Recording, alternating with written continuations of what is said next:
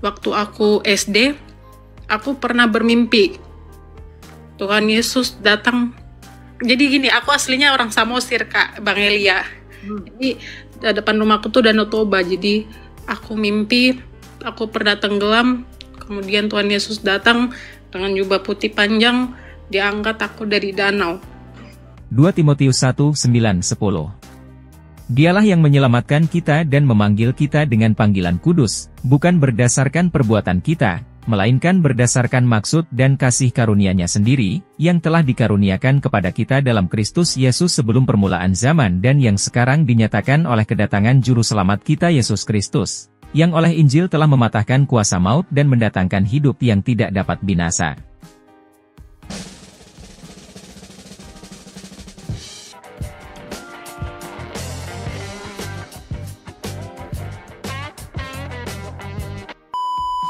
Selamat sore ya Kak Alia. Saya menanyakan ini ya, tentang doa lah. Jadi kan di Injil itu kan ada bilang katanya mendoakan orang-orang kudus, kan gitu ya.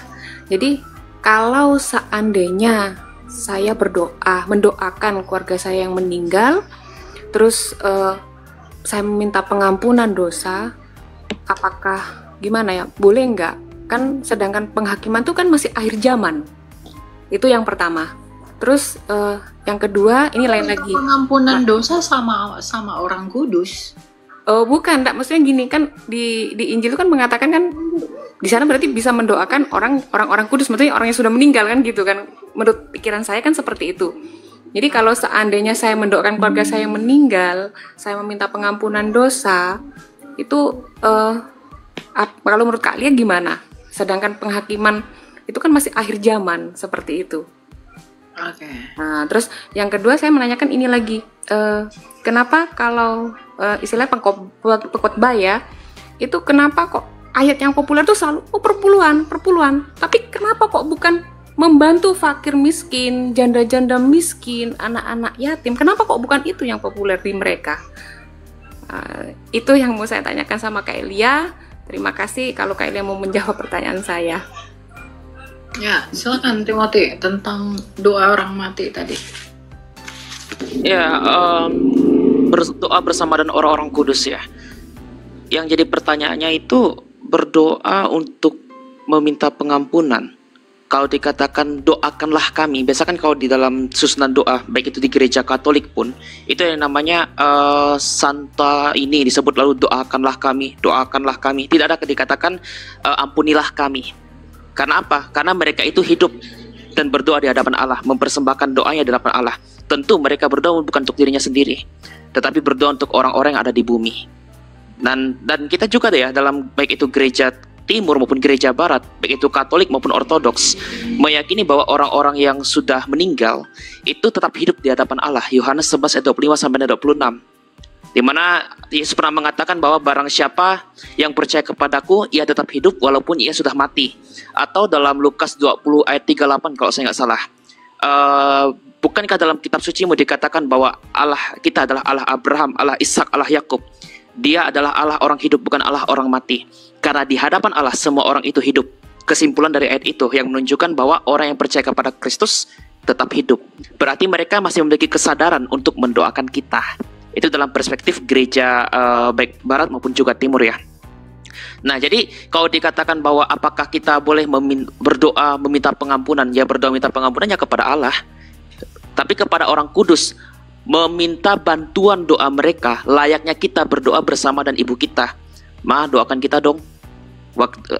Sebentar lagi saya mau ujian gitu. Gak mungkin kan kalau seandainya kita meminta bantuan doa ibu kita, itu seolah-olah menyekutukan Allah, enggak kan?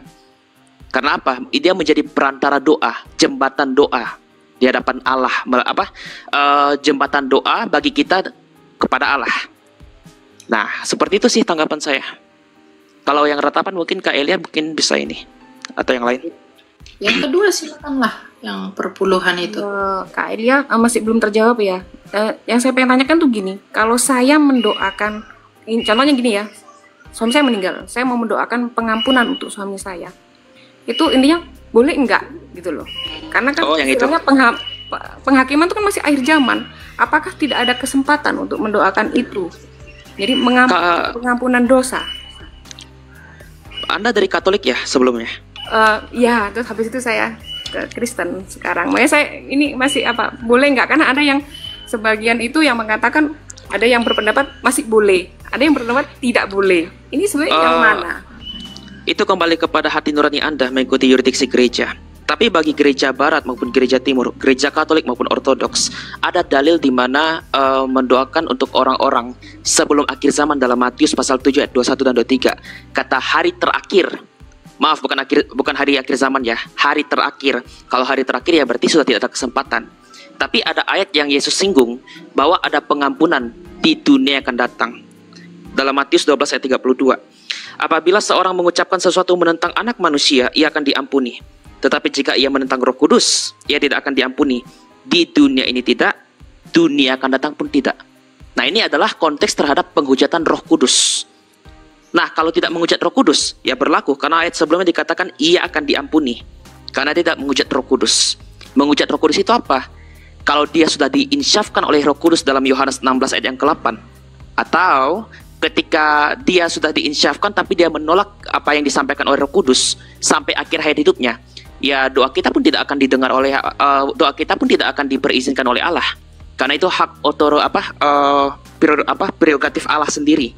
Apakah dia melepaskannya dan menyelamatkannya atau tidak.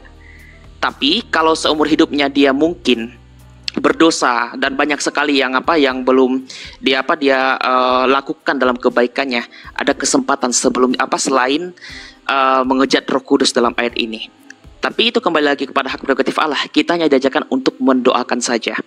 Ya. Nah, biasa gereja Katolik mengartikan Matius 12 ayat 32 dalam buku Albertus Purnomo OFM itu dikaitkan dengan api penyucian. Karena saya dari gereja timur, kami tidak memandang ini sebagai api penyucian. Ya itu aja sih, tapi pada dasarnya sama.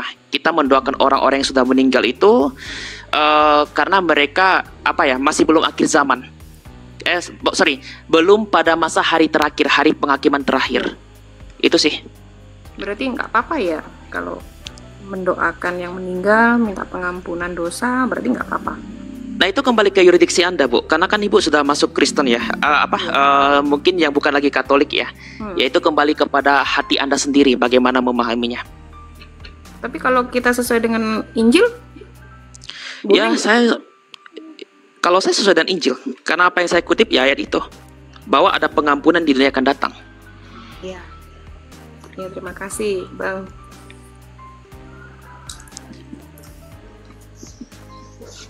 Silakan Kak Elia. Ya gitu ya. Jadi ya itu tergantung Anda mau mendoakan atau tidak, itu urusan Anda. Hati nuranimu, kamu mau mendoakan atau tidak. Nggak ada salahnya berdoa itu. Anda mendoakan, kalaupun itu nggak bisa sebenarnya, lalu Anda mendoakan, Anda tidak menjadi berdosa dengan itu.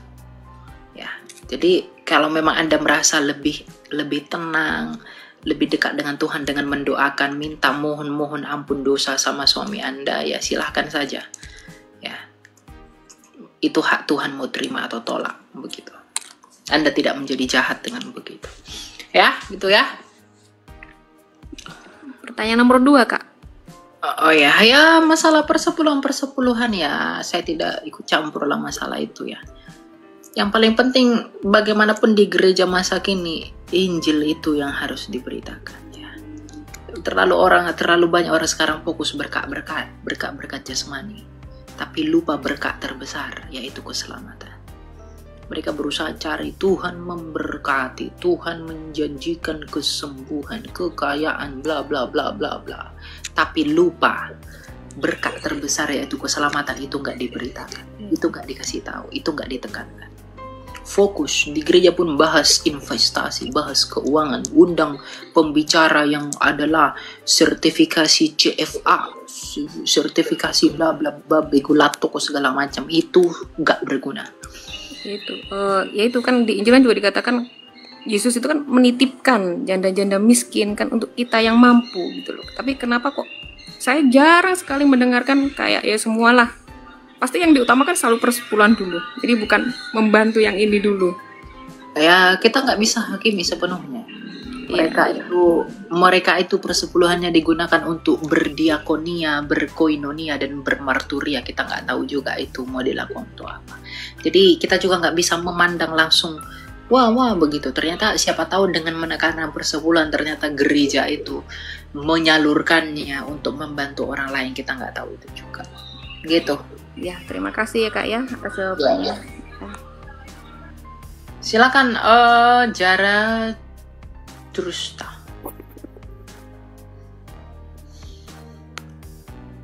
Silakan, Mbak. Apakah terdengar suara saya, Kak? Ada, silakan. Saya ingin bertanya terkait Tritunggal di dalam kejadian 1, apakah itu memang menjelaskan atau mengindikasikan tentang Tritunggal? Jelas, Kak. Apa yang mau ditanya? Apakah memang kejadian 1 itu memang menjelaskan tentang Tritunggal yang dalam kejadian 1 ayat 1 itu?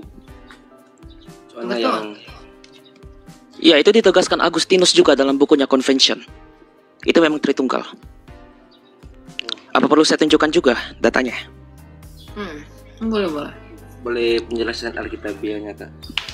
Lah ini juga mengutip Alkitab loh. Ya, maksudnya lebih jelas dari Alkitab, Oke. dari bahasa asli atau apa? Begini, dalam Kejadian 1 ayat 1 itu kan berbunyi Bereshit bara Elohim. Elohim jamak. Tidak pernah ada nama-nama seperti Avrahim. Itu tidak mungkin karena itu satu orang.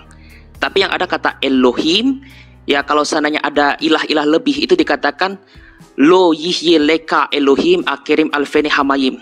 Kata Elohim jangan ada ilah-ilah. Pertanyaan begini, bukankah orang Yahudi meyakini bahwa Allah itu satu? Kok dikatakan Elohim? Itu kan diartikan ilah-ilah juga. Ternyata ada kata bara, itu sifatnya satu, bukan barayim atau apa ya kalau saya nggak salah dalam bahasa Ibrani-nya itu. Kata kerjanya satu, tapi ada kejamakan dari Allah. Iya, plural ya. Nah, jadi kalau dilihat dari Allah yang jamak ini menciptakan dengan satu karya. Nah, ini Tritunggal. Menunjukkan Tritunggal. Nah, pertanyaannya apakah ke dalam kitab Kejadian itu ini tafsiran modern atau tafsiran para bapak gereja terdahulu? Seperti yang saya katakan tadi. Itu disampaikan oleh Santo Agustinus dari Hippo dalam bukunya Convention yang sudah diterjemahkan sebenarnya. Saya ambil dari buku ini. Ya, pengakuan-pengakuan dari Santo Agustinus.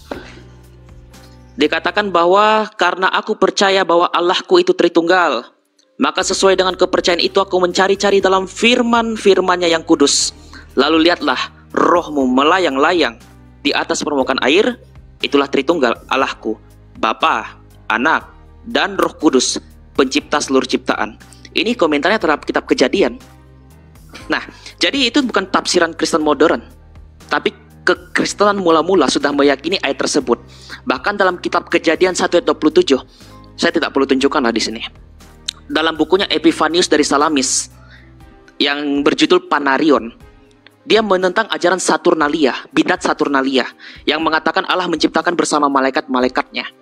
Ternyata menurut baik itu Epifanius dari Salamis, bahkan Athanasius dari Alexandria, contohnya Kontragentes, dia mengutip Kejadian 1 ayat 26 sampai dan 27. Marilah kita menjadikan manusia itu menurut gambar dan rupa kita. Nah, ada yang menafsirkan ini malaikat seperti saudara kita yang beragama Yahudi, umpamanya atau Rabinik. Tapi tidak semua Rabinik, karena ada Targum Neofiti yang meyakini Allah mengatakan itu bersama dengan membranya. Itu ada juga. Nah, itu kembali kepada tafsiran mereka lagi. Tapi bagi kita jelas, Kejadian 1 ayat 1, bahkan Kejadian 1 ayat 26 sampai 27, semua sepakat itu adalah Allah Tritunggal. Begitu ya, Pak Zoroaster. Silakan Kak Elia. Ya lanjut, aku makan dulu, lanjut Timothy. Ada lagi yang mau tanya? Silakan Pak. Semakan dulu, saya mau bawa. Oke. Silakan Kak, silakan Pak Zarathustra. Ada lagi Zoroaster Pak, ya. yang mau ditanyakan Pak? Mungkin, Kak, yang maksud saya itu soal pribadi. Contoh yang saya dengar dari beberapa orang, ayat 1 itu menjelaskan tentang pribadi pertama, atau ayat 2, ayat 3 begitu. Iya betul. Ya. Contohnya yang ayat Kita 3 baca kan, ya, Kejadian 1 ya. Gini, Kejadian 1 ya. Bereshit bara Elohim di sini. Bereshit bara Elohim itu samanya better. Pada mulanya Allah menciptakan. Tadi Timotius sudah jelaskan ya. Bunyi ayat 1 di Bereshit bara. Bara itu kata kerja tunggal. Bara Elohim. Elohim itu bentuk jamak dari Eloah. Ya.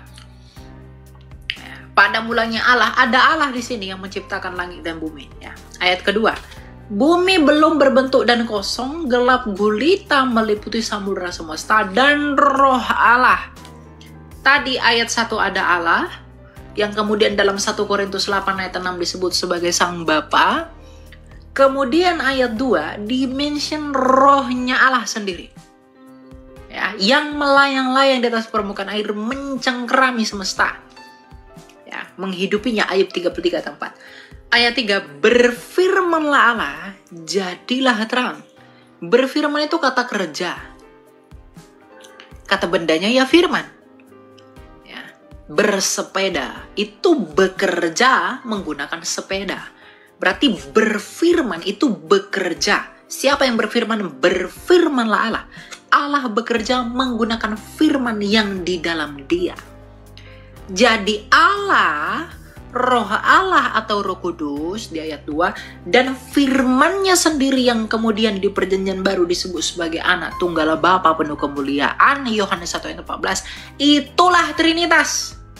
Makanya Bapak Gereja Agustinus dari Hippo mengatakan bahwa Tritunggal itu sudah ada di perjanjian lama, itu nafasnya.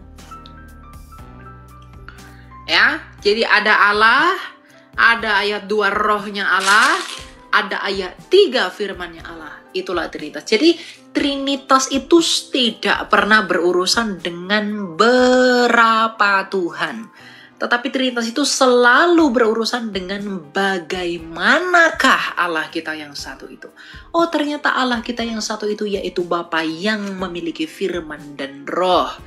Firman-Nya itulah Yesus dan rohnya itulah Roh Kudus. Simple. Gitu ya. Jadi Kak, dalam ayat 3 itu apakah paralel dengan Yohanes 1 yang ayat 1 pada mulanya adalah firman? Pada mulanya adalah firman itu, Yohanes 1 ayat 1 itu merujuk kepada firman itu sudah ada kekal. Dan firman itu hakikatnya satu dengan Sang Bapa yang adalah Allah. Itu maknanya.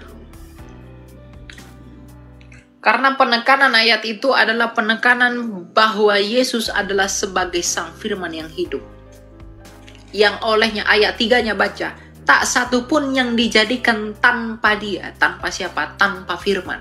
Jadi tak satu pun yang telah dijadikan Allah tanpa firman-Nya. Karena dia menciptakan segala sesuatu ya dengan berfirman. Menggunakan firman. Dan Yesus itulah firman itu. Gitu. Ya?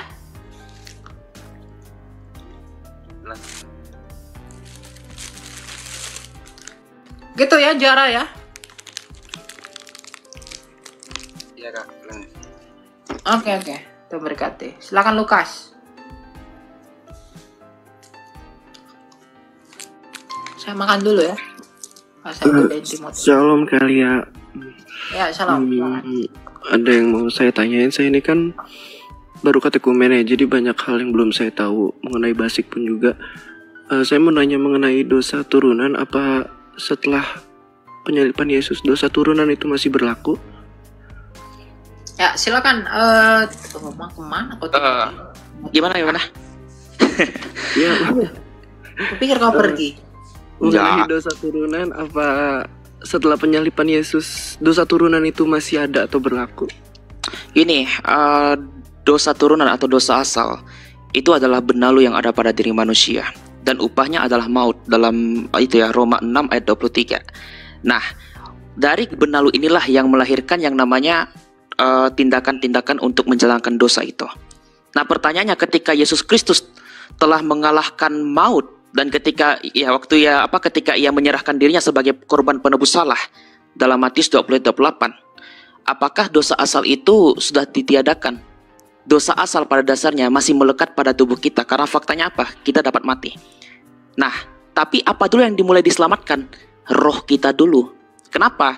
Karena ketika Adam dan Hawa waktu itu jatuh dalam dosa asal, dalam Kejadian pasal 3 ayat 5, ketidaktaatan mereka terputus hubungan dan Allah melalui roh, baru tubuh. Dimulai dari tubuh, ketika mereka bertindak melalui tubuh, roh itu juga mulai terputus. Tetapi Allah melalui karya Kristus dalam perjanjian baru, itu memulai dari roh dulu, baru tubuh nantinya yang akan diselamatkan. Makanya nanti bagi kita yang percaya ya, ketika jiwa kita dan roh kita telah diselamatkan, dan kita mempertahankan iman kita sampai mati nanti, ya tubuh kita pun juga akan diangkat dalam kemuliaan, yang disebut dan tubuh kemuliaan itu. Dan dosa itu tidak akan ada lagi dalam diri kita. Makanya dalam 1 Yohanes 5 ayat berapa itu? 9 atau ayat 7 ya, yang dikatakan bahwa imanmu itu masih berupa benih ilahi. Seharusnya kamu tidak berbuat dosa lagi, karena benih ilahi ada pada dirimu. Nah, kalau ada benih ilahi pada dirimu, itu masih berupa kecil loh, belum berupa pohon. Kalau seandainya sudah berupa pohon dan besar, itu menunjukkan apa? Dosa itu tidak mempan terhadap kita, atau dosa itu tidak berkuasa lagi pada diri kita. Pada faktanya kalau dia itu masih berupa benih, tumbuhkanlah benih itu sampai dia membuahkan hasil. Apa itu? Ya buah-buah roh itu. Nah, jadi gitu ya, memahami tentang dosa asal ini ya. Oh iya. Masih ada sih satu yang mau saya tanya mengenai perbedaan heretik, saraken sama bidah itu gimana ya?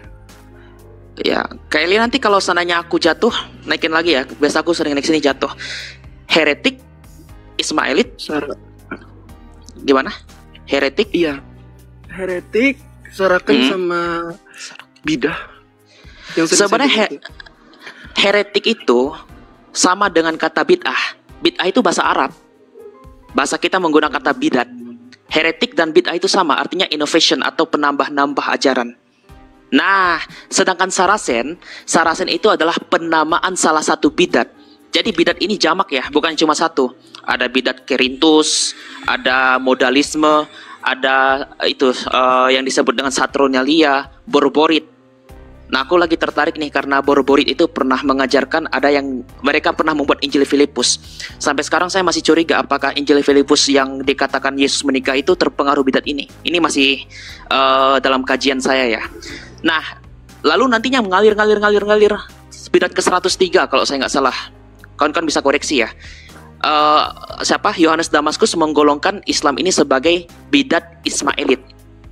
Nah, jadi bedakannya itu adalah bidat itu penggolongan terhadap mereka yang sesat dan membawa inovasi ajaran baru, mengatasnamakan Kristen, ternyata mereka bukan Kristen. Sedangkan Sarasen adalah salah satu dari kalangan bidat itu. Gitu. Oh ya, oke, ngerti. Terima kasih Kak Timothy dan Kak Lia. Oke, sama-sama, Tuhan memberkati ya. Tuhan memberkati. Ya, silakan Nia. Nia. Permika Nia, silakan. Halo Nia. Wah, tidur kayaknya Kak. Udah Silakan tidur kayaknya. Ya, sebenarnya aku di sini untuk sharing tentang dulu waktu aku masih kecil. Mudah-mudahan di penonton yang sekian banyak, sekitar 700-an sekian, bisa mendengarkan mungkin dari kalian ada yang dari agama lain. Jadi dulu ini sebenarnya suatu kebanggaan sih buat aku. Jadi mungkin waktu aku SD, aku pernah bermimpi Tuhan Yesus datang. Jadi gini, aku aslinya orang Samosir Kak, Bang Elia. Jadi depan rumahku tuh Danau Toba. Jadi aku mimpi aku pernah tenggelam, kemudian Tuhan Yesus datang dengan jubah putih panjang, diangkat aku dari danau. Itu aku masih umur SD, masih SD mungkin di bawah 10 tahun. Jadi banyak, mungkin dari sekitar 800 penonton mungkin ada yang agama lain, yang kalian sering mengolok agama Kristen. Aku umur di bawah 10 tahun yang belum tahu apa-apa tentang Tuhan Yesus. dia datang ke mimpi aku. Jadi aku merasa bahwa agama yang paling benar sampai dia masuk ke dalam mimpi anak kecil cuman Kristen. Kebenaran itu cuman Kristen. Ini sebenarnya suatu kebanggaan sama aku. Mungkin nggak banyak orang yang dikasih mimpi Tuhan Yesus datang ke dalam mimpinya, nggak banyak. Mungkin di dunia ini juga bisa menghitung jari, tapi itu adalah kesaksian yang nyata yang pernah aku alamin. Itu aja sebenarnya, mau lebih ke sharing aja. Karena aku bangga, aku mimpi.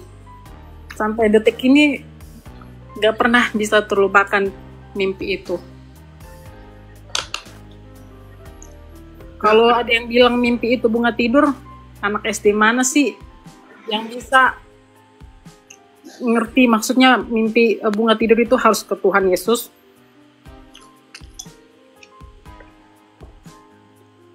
Kesaksian yang 100% belum tentu benar. Aku mulut, apalagi tentang Tuhan Yesus, sangat tidak pernah berbohong. Ya, nggak apa-apa, nggak biarin aja mereka dibawa. Oke, pokoknya itu kesaksian dari Kak Naomi ya, buat kita. Jadi kebenaran itu, ya memang betul, kebenaran itu hanya di dalam Kristus. Iya, betul. Mana mengikuti Dia itu disebut Kristen. Jadi kalau mau gabung di dalam kebenaran itu ya dengan mengikuti Kristus, itu mengikuti Kristen. Itu ya. Ya.